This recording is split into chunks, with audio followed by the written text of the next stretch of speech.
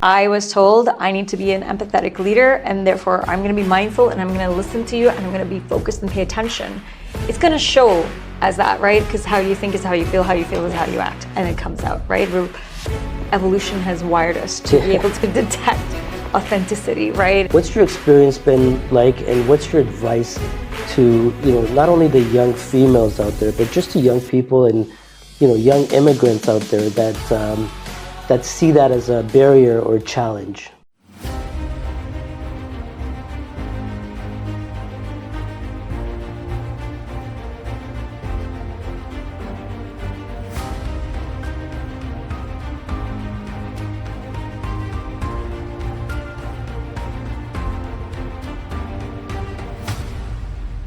All right, good morning, everyone, and welcome to another episode of the RK Leadership Podcast, where we empower tomorrow's leaders through the inspiring stories and knowledge and sharing of experiences. I'm your host, Rob Cameronpour, and my special guest today is Amna Boholtz, and she is the VP of Technology Advisory of Jarvis Consulting Group. And Amna she's had various executive roles in the banking industry prior to that. So before letting her introduce herself a little further, I'd like to thank you for being with me today and joining the RK Leadership Podcast. Again, thank you and welcome to today's podcast. Thank you, Rob. Thanks for having me over. No problem. So why don't we start off by, Amna, sharing your story. And what part of your story would you think resonates the most with people? For sure. I mean, my story is like many people that you would come across over here. I'm an immigrant to Canada, right? So I was born in Pakistan. I grew up in Dubai, and then I came to Canada to study engineering, and I fell in love with the country and made it my home. So professionally, I've been in financial services for 16 plus years. I've done the small shops, I've done the large shops as well. And it's been an interesting journey for me because I am first generation corporate in my family. And Nice. so, there was a lot of learning for me to do, a lot of unlearning, a lot of relearning, and I am super grateful for all the mentors and allies and sponsors I came across throughout my career who've helped guide me. And so right now I've made a career pivot after 16 years in financial services to move to technology consulting. I'm at Jarvis Consulting Group. And this is really for me to go back to my roots, which is problem solving in Nice. a variety of contexts. And for me, the learning part, which I'm always crave in roles, is technology and understanding how to use technology to solve business problems. Because like it or not, most problems are going to be solved with some form of technology. That's right. So that's a little bit about my story. Awesome. Thank you for sharing that. Now, you and I had a conversation prior to this, and you mentioned something about somebody once told you that math is a man's subject. And I wanted to get your perspective on how did that make you feel and what did you do about it? So yes, that did happen. That happened actually in 11th grade. I was in 11th grade. I still remember that moment. It had a tough, I think it was a test or an exam, and I was talking about it, and then I was told math is a man's subject. Right? So, I mean, how I felt in that moment was actually I felt very revved on, like game on, let's do this, right? And I think some context over here. I've always, like how I've been wired is to go after, the most complex, if you will, right? Like through a challenge, I'm always up for it. That's right. And, like in school, I would be going after the projects that were the ones that nobody wanted, or like in spelling bees, I would be happy if I got a tough word to spell out. It's just, a little bit of who I am. And so I loved the sciences. I loved math, chemistry, physics, all those subjects. So I went ahead and, took that forward as my academic pursuit. I went ahead and did my undergraduate in chemical engineering. I did my grad studies as well. Nice. I would have done my PhD if I hadn't found a job as well. But I was thinking about this a little bit. The flip side, something else happened recently, right? And it had a bit of a different reaction to it. What was that? So I was at a work, it was a professional event. And so it was a town hall, and everybody's sitting around their tables, and there's different agendas that you cycle through. And there was a segment where you're doing brainstorming in your table. You brainstorm, you come up with ideas, and then you write them down and then you present them out. And I was sitting on a table of, I would say, 4 or 5 men, and I was the only female. Oh. And so everything was going great until it came time to figure out who's going to scribe.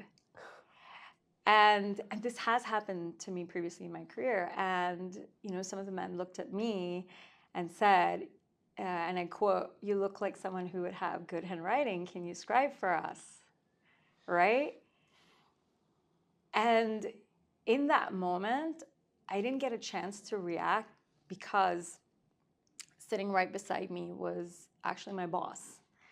And without even a split second, he jumped in and redirected it and passed the scribing to someone else. And I haven't had a chance actually to share this with my boss. He's probably going to find out once he hears the podcast. Yeah, nice. But you know what, that moment, what it taught me is that even for someone like myself, I pride myself for being resilient. It mattered so much to have an ally present, right? To have an ally present Absolutely. who, had my back, made me feel included. And it's so important to be able to have people like that in environments that are able to create a culture where you do feel included, no matter which path you come from. Absolutely. And that's super important because, again, as a leader, it's kind of your job to protect your people. Right on. And that's the great way to protecting somebody. And that is, to me, inclusion. Because, again, I've heard this multiple times, by the way, by various females, that they've been picked on to do the scribing because they say, oh, the people say you've got good handwriting. Right on. And yeah. you can't be saying that kind of stuff. And again, that's the culture we need to change amongst various organizations as well. Agreed. And you know what? It wasn't the first time that has happened to me. It's happened to me in the past as well. Yeah. And a junior Amna, so when I was a lot junior, when it happened to me, that resiliency, I was like, game on, I'll write the best minutes you've ever seen in your life, right? Yeah. But then a part of me just didn't want to just sit with it. Yeah. And in that moment, I did reach out to the gentleman who, we were all peers, and I was the person who had to do the scribing. I did have a conversation with him. And when I learned in that moment that oftentimes it's just from a lack of awareness. That's right. Right? That's right. Look of how these actions can be perceived. Yep. And just having that conversation with him led to him realizing his part of this whole puzzle. And ever since then, he was different. Good. And so I think if all of us could, there is going to be stuff in the environment that is not what we're comfortable with. But if all of us could take our action either proactively or through allyship, I think we all can play a big role in creating the changes we want to see. 100%. And it's also, these kind of conversations that help educate the audience and the people, watching this kind of stuff to learn that, hey, this type of behavior is not okay. And it might have been okay in the past and you might have gotten away with it, but things like that have to stop. And, you have to be self-aware of the questions or the comments that are coming out of your mouth as well. 100%, right? You have to understand what the impact That's of those right. could be. That's right. I've done this. How does it make other people feel? Exactly. Yeah. Exactly. So Amna, you talked about being a chemical engineer. How did you make that transition to the finance industry, and what made you kind of go towards finance? I feel like you've spoken to my parents. They My still life. ask me that question, like 5 years of engineering. You know what? Like, so take it directionally. I read somewhere 75% of engineers actually leave engineering, right? And so one of the things that engineers are trained to do is solve problems. That's right. And they solve problems like in a very unique way. And you should be familiar with that, right? Yes. Like the analytical, structured, methodical, logical, sequential. And that's valued. And problems are everywhere, so engineers are valued everywhere. Now, how I got into financial services was interesting, right? So one of the values that my parents always raised me with is surround yourself with good people. Yes. Always surround yourself like with good friends, good people, and watch yourself become better. And so it's interesting how that played out when it was, I'd finished my graduate studies and it was like time to find a job and all these companies come on campus. This was McGill University. And, um, you know, at that time, the company that I ended up going with, Capital One, nobody had ever heard of them in Quebec, right? They didn't have a presence, but they sent the coolest crew over, right? Like smart, passionate, driven. And for that time, it was a very diverse group. And to me, like when I ranked and stacked my experience with that group versus the top tier consulting firms and the engineering firms, I could see myself belonging in that space, and that's what led me into financial services. And that's what took me from Capital One to TD and now at Jarvis, which is all about chasing those great, amazing people, right? That care about what you do and how you do it and who you do it with. And so that's the story. That's the backstory behind coming into financial services. Well, that's great, and I think you nailed it. A lot of people, including myself, that went into the engineering world. I left a lot sooner than you did, Did you? but I still stayed within the industry. But Yeah. I couldn't do engineering because it was I like the dealing with people and working with people Right rather on. than sitting behind a desk and designing. So kudos to you on that. Right on. Right on. Now, you've been at an executive level in multiple organizations. And I want you to share your experience as a female in terms of climbing that corporate ladder. What's your experience been like, and what's your advice to not only the young females out there, but just to young people and young immigrants out there that see that as a barrier or challenge? Right. So I've been very fortunate and privileged, right?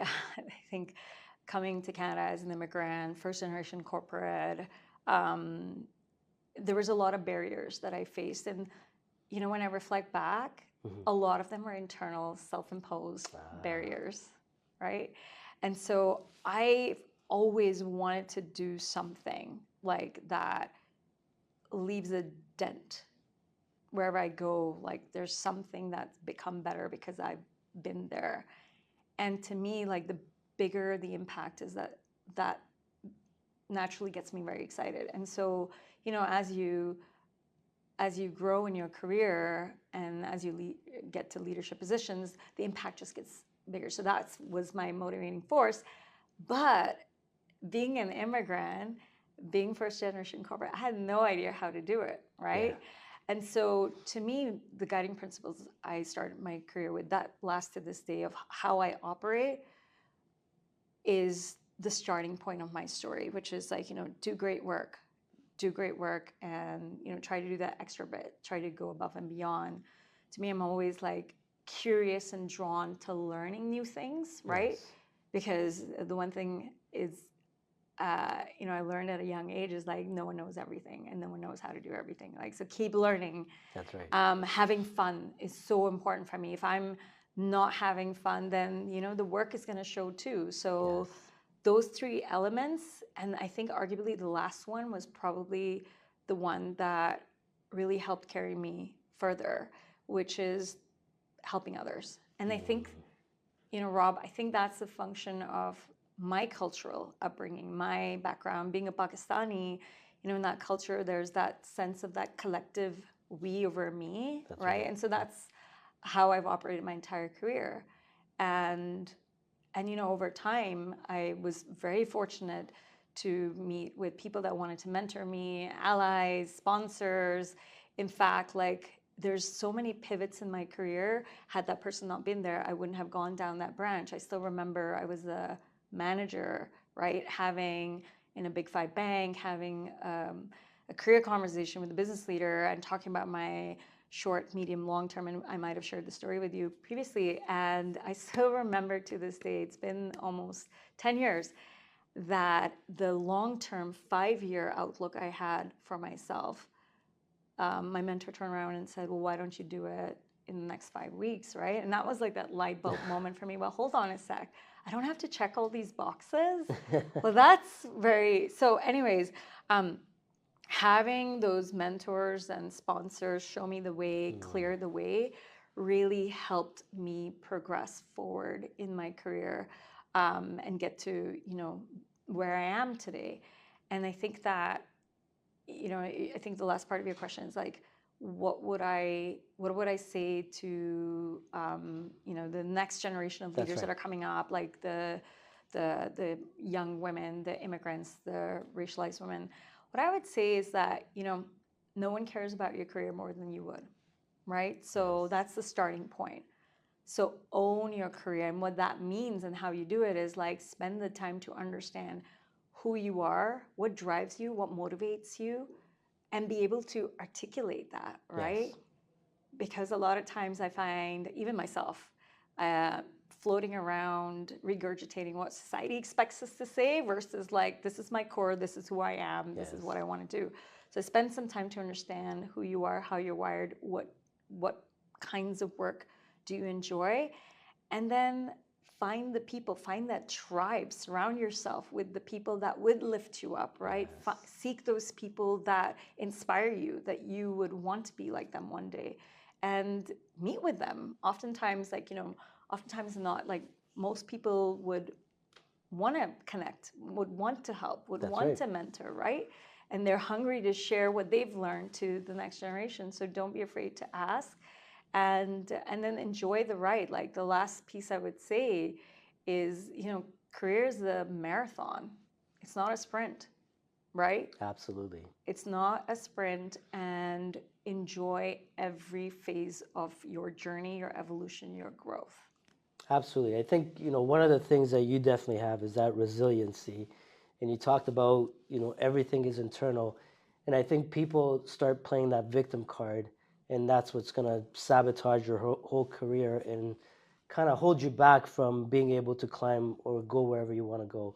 So saying that, how were you able to change your mindset? What did you do to again, empower yourself and change your mindset to have that capability to say, hey, I can do this? Yeah, you know what? Like, there's multiple points that I can point to, because it wasn't like, oh, I woke up one day and I'm like, I'm going to change my mindset. So I'm going to go back to a story, and I don't think I've shared this one with you. A little young Amna, really young, I'm thinking grade 5, grade 6, my father knows this story. I was struggling at school. I was really bad. I was going to flunk math, right?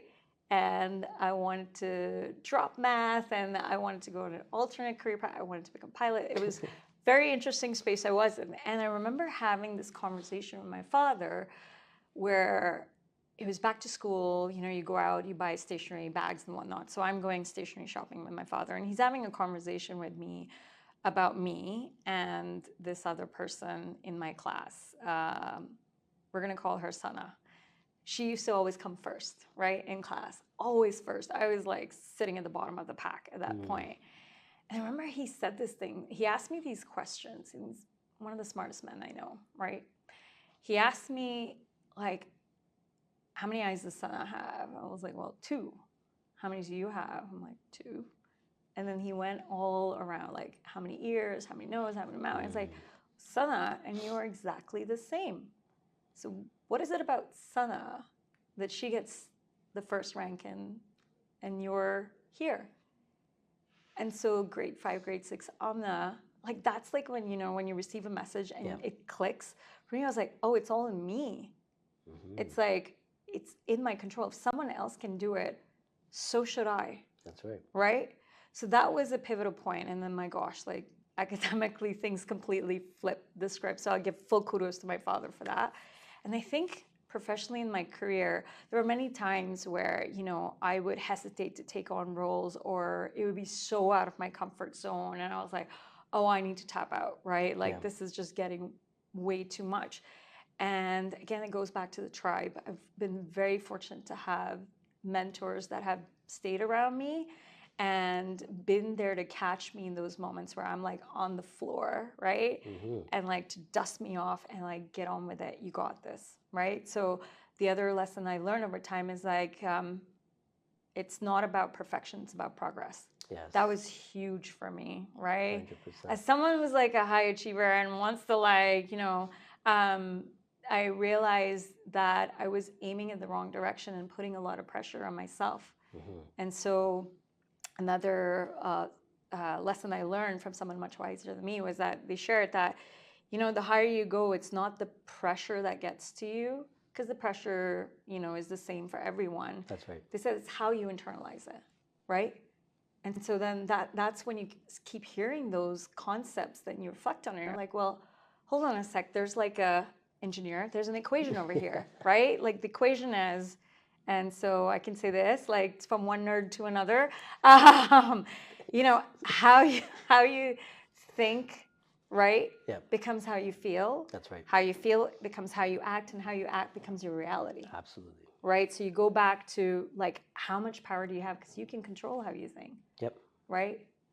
And oftentimes people don't realize how simple it is. It is, and that's an excellent equation, by the way. And it works really well and it's that simple. Yeah. And you need to sometimes simplify things in life. Right on. So that's a great way to put it. Of course, yeah. Now I will add, oftentimes it's hard to be able to manage thinking if it's been so deep-rooted. You mentioned the victim That's right. card, right? Like sometimes thought patterns get deep-rooted in our psyche based on how we're raised, how we're socialized, the life experiences we have. The reality is the brain is a beautiful thing. Yes. It's very plastic, right? It's a muscle, and how you exercise it is where it gets strong. That's right. So learning how to be mindful of the thoughts and the stories that you're telling yourself, Yes. right? And being able to redirect and reframe what's happening around you in the way you want to experience life becomes the key. Absolutely. Right? Yeah. Yeah. I totally agree with that. Now, let's go back throughout your experience in your career, in various organizations that you've been with up until today, okay? What are some of the major gaps you see in leadership, and how do we fix it? How much time do we have? I think, so I'm going to pick two because these ones hit home for me. I think one of them is no surprise, diversity.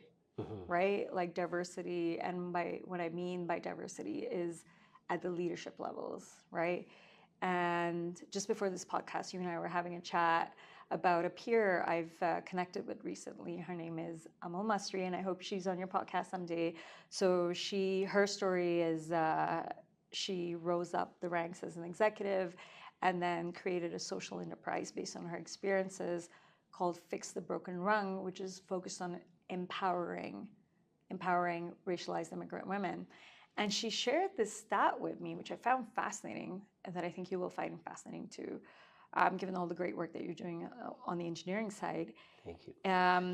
There was a report, an employment report that came out in 2019, and it shared this stat that in Toronto, 1% of the executives are racialized immigrant women, and the workforce has 17% of them, right? Wow. So, and that bleeds over to other diversity groups as well. So then, then in your mind you go, well, this is not a pipeline issue per se, right? That's like right. You have, highly driven, highly skilled workforce that is potentially underleveraged and underutilized, which is a problem. As a business owner, you would appreciate, well, I want to get the maximum out of, the people. Yeah. And so we talked a lot about, like, what are some of the things that can be done to change the tide when it comes to diversity and the role that leaders play in it. And, there's a bunch of things from having metrics and targets, right? Like you can measure what you can manage what you can measure, Yep. right? And then having incentive systems to actually move that dial. One thing that Amal's really passionate about is training and support, right? Providing training and support Yes. for the talent tailored to their unique needs, right?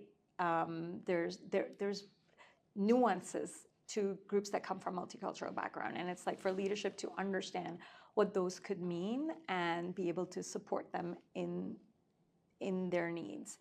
There's policies, right? Hiring, making sure you've got diversity on both sides of the hiring table, like from your candidates to your.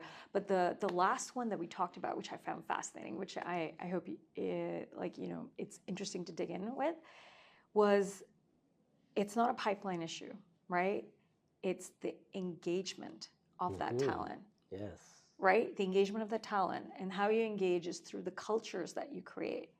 And if you think about it, cultures are created by leaders. Absolutely. Right? And so if you think about leaders and how they engage with the talent and the different ways how they connect and create relationships, growing up in corporate Canada, there's a lot of camaraderie around the golf courses or talking about the hockey game or, going out for bike rides or beer after work.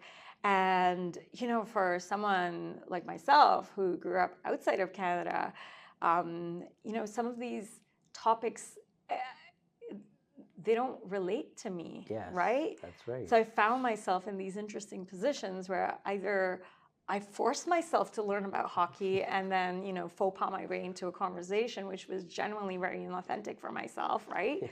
Or I just elect myself out, right? Or being a primary caregiver, don't have the opportunities to be able to go out on those bike rides or, for religious reasons, can't go have beer after dinner, after work. And so, I think that there is a responsibility that leadership has to empathize and understand 100%. the entire workforce. And how do you create a culture which is inclusive for all, right? And how do you engage everybody, which gives everybody a fair chance to rise up then? So that, I would say, is the first piece that I see. And that kind of ties in to the second gap that I'm seeing, and that's empathy. Right? Like if you think about the last couple of years we've gone through, Rob, COVID, right? The tragedies that came out of it, work from home. People for multiple years, some of them had to work from home. Then, coming back into the workforce, readapting to what that means, inflation, interest rates going high. Not everybody, and majority of the people don't make a lot to make their ends meet. And now there's trade-offs happening. That's right. Off like mortgage, right? Put food on the table, what's left, right?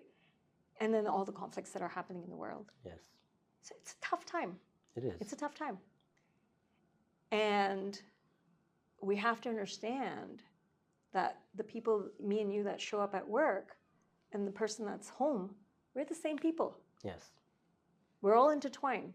And if one hurts, so does the other.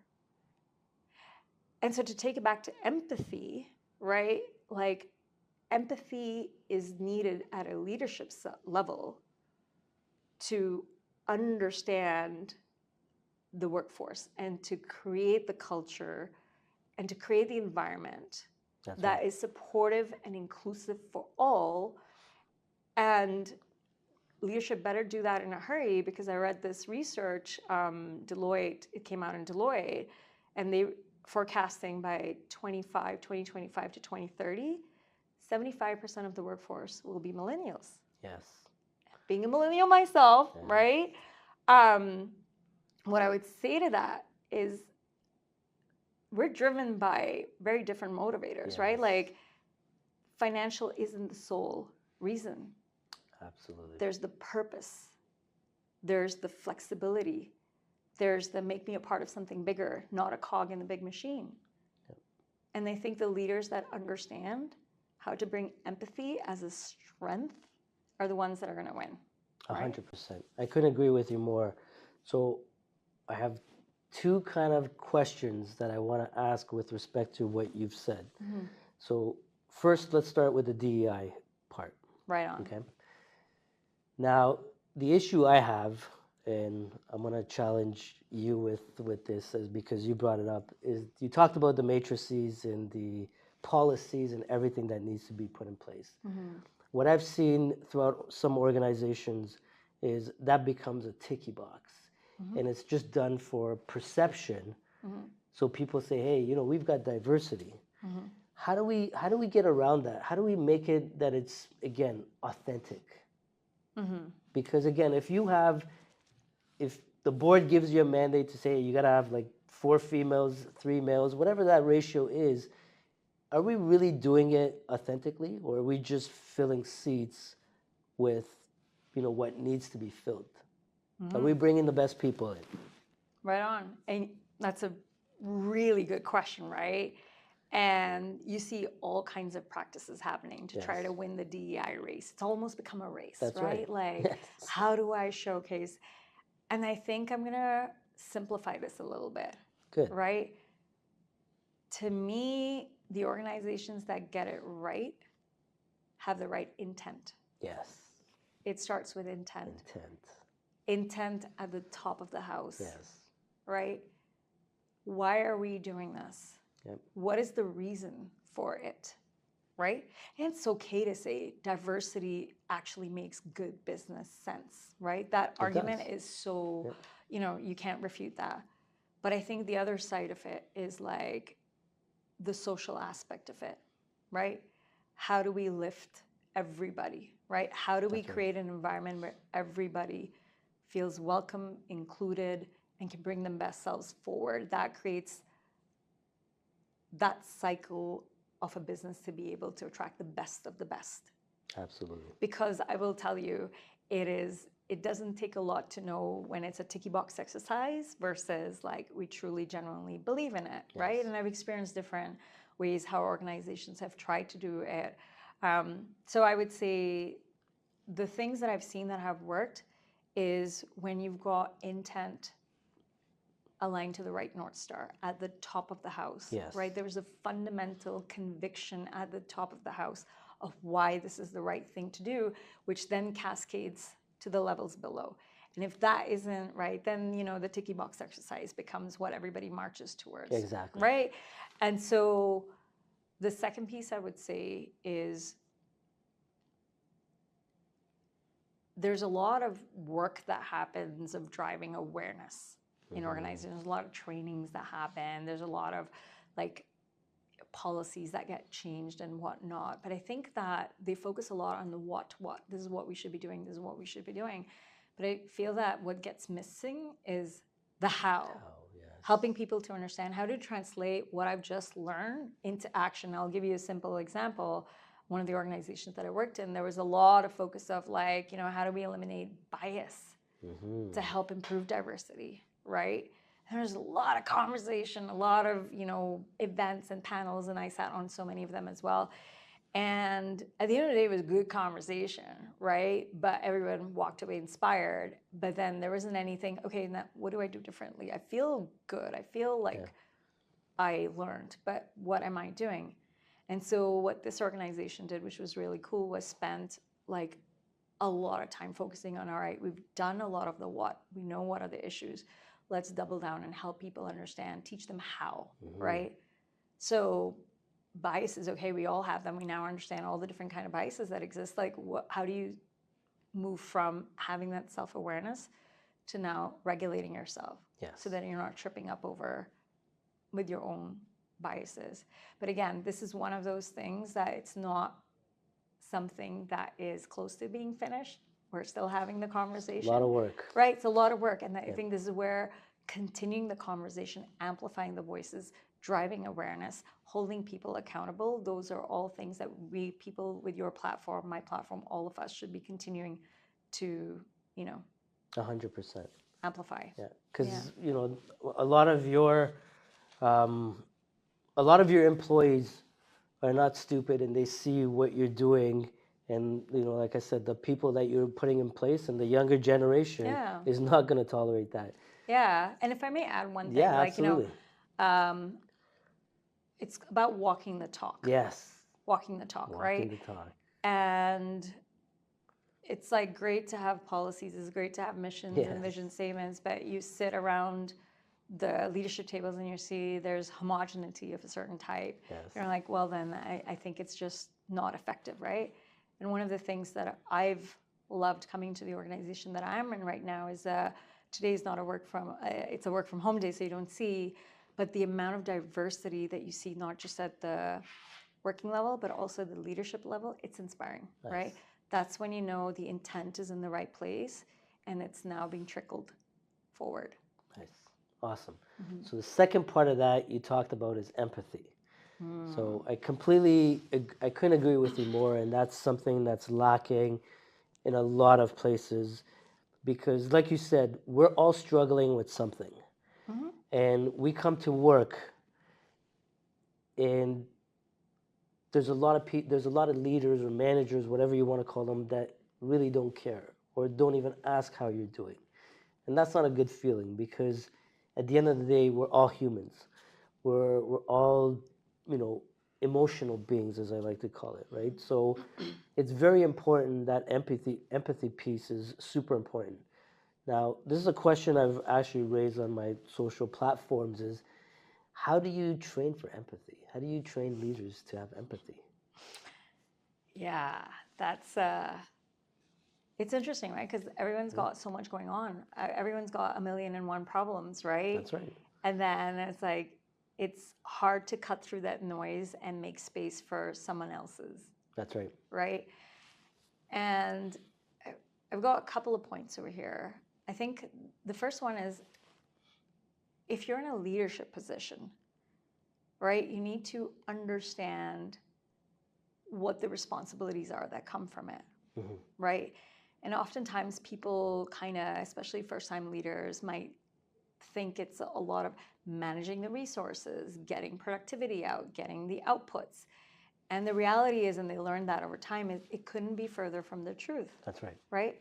It is about multiplying value, yes, but how you go about it can make or break whether you are meant to be a leader or not.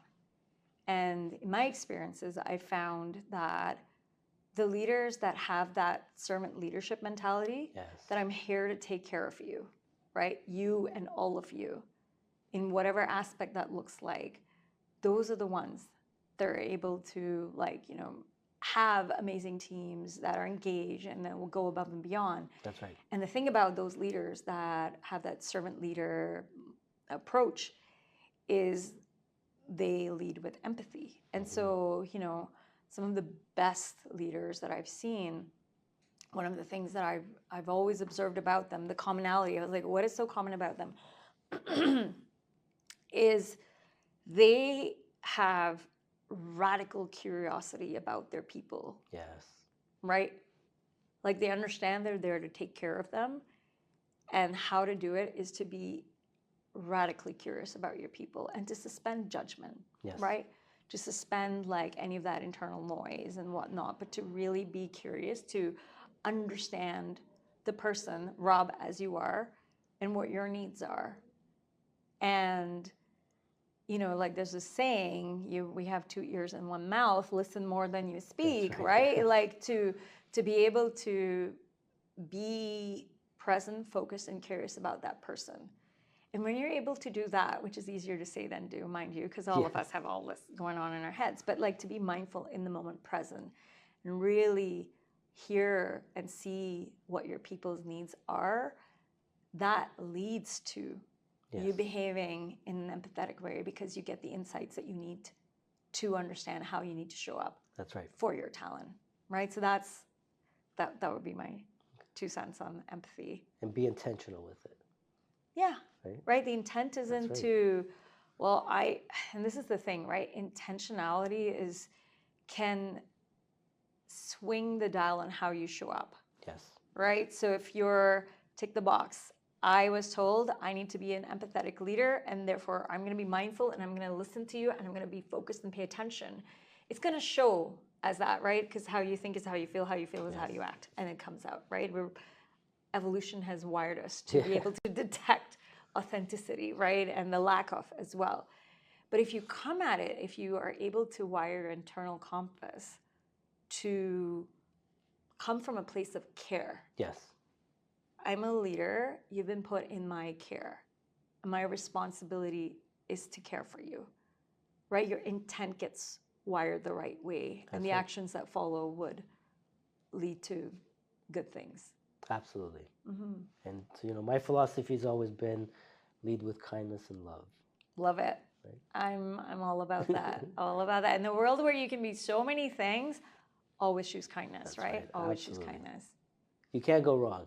You cannot go wrong. And I also want to caveat, like, kindness doesn't necessarily mean sugarcoat things Yes. or try to protect people from something that you think or perceive might hurt them. It also means, like, sometimes being transparent Absolutely. and coming from a place of care, because that will make all the difference. Yes. And have the boundaries as well. Tell me more about that. I feel like You have to have those boundaries in place. Like, again, being kind, you don't want to be perceived as, people can take advantage of you, of your kindness. So as a leader, you got to have those boundaries in place. 100%. So, 100%. excellent. Yeah. I want to talk to you about, or ask you, what is the best career advice or advice in general you've received in your life? And what's the worst advice you've ever received? Oh, wow. Best one. Could I do more than one? You can do more than one. I can do more than one? Okay. Yes. I feel like the best one that I hold near and dear to this day is the first one would be relationships. They're everything, right? They're everything. If you're in a business or in your corporate environment and you're working with people, the relationships will determine how far you're going to go. 100%. Right? And what big of an impact you're going to make. Forget about the distance. What's your impact going to be? Yep. And early in my career, I was mentored to, like, make the relationships before you need them. And then later on, I did my own addendum on intentionality. Why do I care about these relationships, right? Yeah. Like, you can come at it with an intent of, well, okay, if I do these relationships, tick, tick, tick, I'm going to go far. No, right? You have to have the right intentionality and attitude about it, which is second advice that I got. And if you come from it from, like, a place, for me, it's like, how do I help? How do I help others, right? And if you come from that lens, you show up in a way which builds real relationships, right? That's right. Like, where value is being created for everybody. It's not a one-sided affair anymore.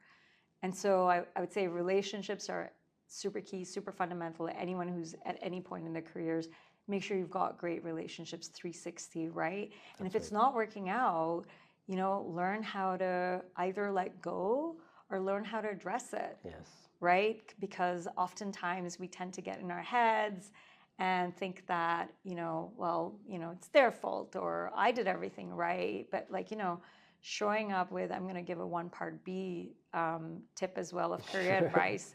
And this comes from the previous organization I used to work in, which is like, when it's moments of conflict, showing up with that 50-50 mindset. Yes. Right? Like, you know what, I'm going to be open-minded and I'm going to come in to seek what really happened, and I'm ready to take accountability for my part, right? That's right. And so when you come to the table like that, you walk out with co-finding the truth, right? Versus defending your turf. Absolutely. Right? And that's how relationships get stronger, richer, and deeper. And then the second piece of advice was attitude before altitude, right? Yes. Understand how you're showing up and make sure that you're doing the work that you need to do on you before, you continue progressing on your journey. That's right. Right? Yes. That was huge. That was profound. And I keep, like, reflecting on those ones. And the worst advice I was ever given. So I don't know if I covered this, but at one point in my career, I actually stepped out of career. I became a mom. It was a big milestone for me. And unbeknownst to me, I wanted to become a full-time mom. Nice. Right? And one of the advice I was given at that time was don't do it.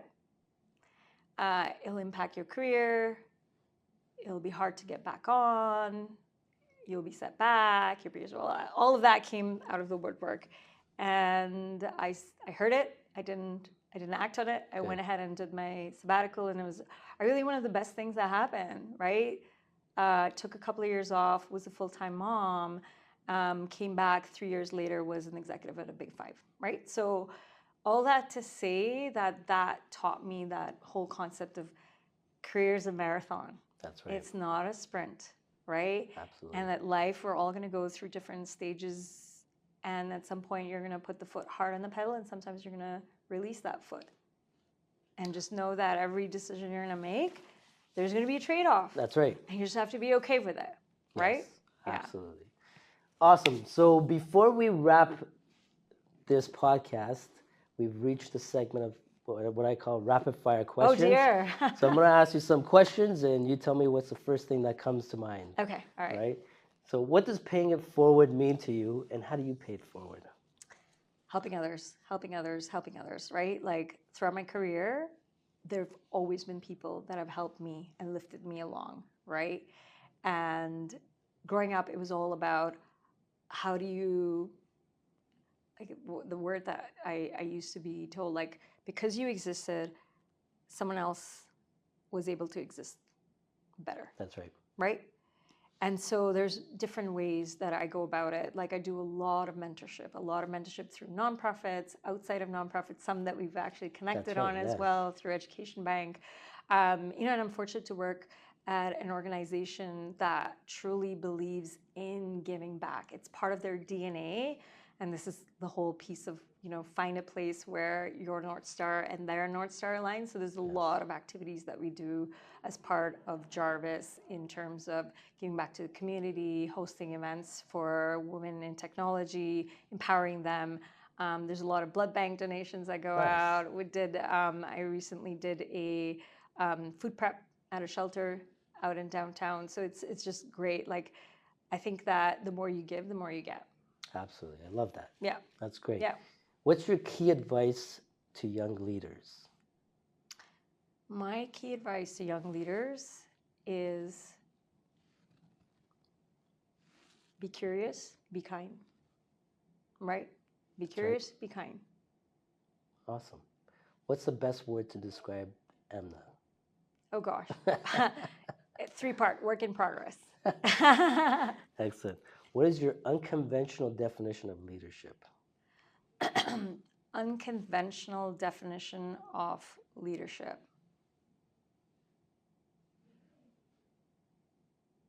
It's weird. It's like a little bit like parenting to me, right? Mm-hmm. To me, it's like as a parent, a mom of 2 amazing, wonderful children, you want to grow these people to become the best possible versions that they can ever be. That's right.